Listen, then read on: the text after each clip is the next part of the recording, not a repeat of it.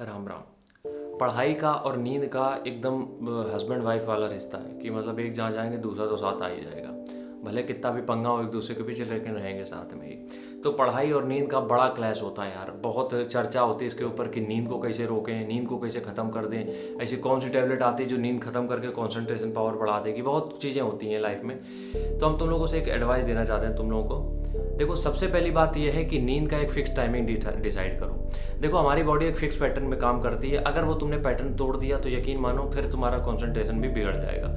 अब उस पैटर्न का मतलब ये नहीं है बिल्कुल भी कि तुम्हें रात में ही सोना है। उस पैटर्न का मतलब ये है कि तुम्हारा सोने का टाइमिंग कभी भी हो सकता है, जगने का टाइमिंग एक होना चाहिए।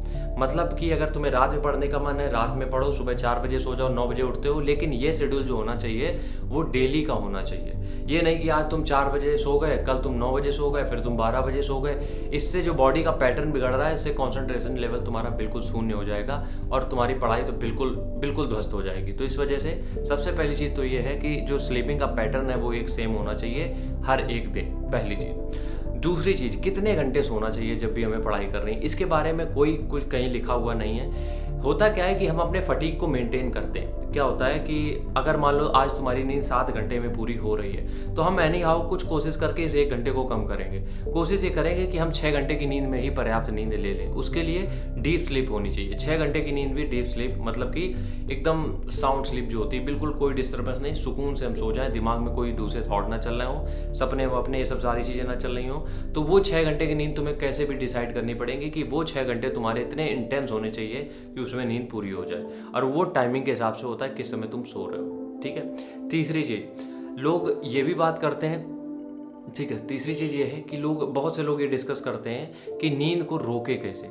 पढ़ते समय नींद आ रही है तो हम क्या करें। तो कोई ज्ञान दे रहा था, कह रहा था कि नींद आ रही है तो अपने आप को ठंडे पानी से मुंह धुल लो, अपनी आंखों में तेली लगा लो, ये कर लो, वो कर लो। हम इसके पक्ष में बिल्कुल भी नहीं है। देखो, पढ़ाई तुम्हारी तभी होगी जब तुम थोड़ा सा टेंशन फ्री होगे पढ़ोगे। लगातार लोड अगर लेते रहोगे, हेल्थ भी खराब होगी, पढ़ाई तो कुछ नहीं होनी है। क्योंकि पढ़ाई का मतलब लेबरी नहीं है। अगर लेबरी होती तो हम तुमसे कहते 24 घंटे जगना है।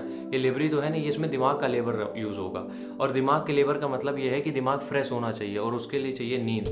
तो जब तुम्हें ऐसा लगे कि तुम 2 सवाल के बाद लुढ़के जा रहे हो, फिर तुम मुंह धुल के आए, फिर 2 सवाल के बाद लुढ़के जा रहे हो, तब तुम्हारे पास कोई ऑप्शन नहीं है, सो जाओ। यकीन मानो सो जाओ। ज़्यादा दुनियादारी की बातों पे ना ध्यान दो। क्योंकि क्या होता है, जब तुम सोगे उठोगे तो तुम्हारे अंदर एफिशिएंसी बढ़ चुकी होगी, और वो जो बढ़ी हुई एफिशिएंसी होगी उससे जितना भी तुमने ये टाइम लॉस अपना किया है वो सब कवर हो जाएगा। लेकिन नींद को तुम अगर डेली बेसिस में मार रहे हो, तुम मुंह धुल रहे हो, ब्लैक कॉफ़ी पिए ले रहे हो, सब कुछ कर रहे हो कि नींद ना आए, बस पढ़ते रहो, तो ये आज नहीं तो कल तुम्हारी हेल्थ पे तो असर डालेगा ही और पढ़ाई में कॉन्सेंट्रेशन खत्म कर देगा तुम्हारा। ये बिल्कुल फैक्ट है, इसमें कोई वो नहीं है, इसमें पूरा साइंस बेस्ड है कि ज़्यादा तुमने अगर नींद के साथ खिलवाड़ किया तो फिर तुम्हारी लाइफ के साथ खिलवाड़ होना बिल्कुल स्वाभाविक है। राम राम, जय हिंद।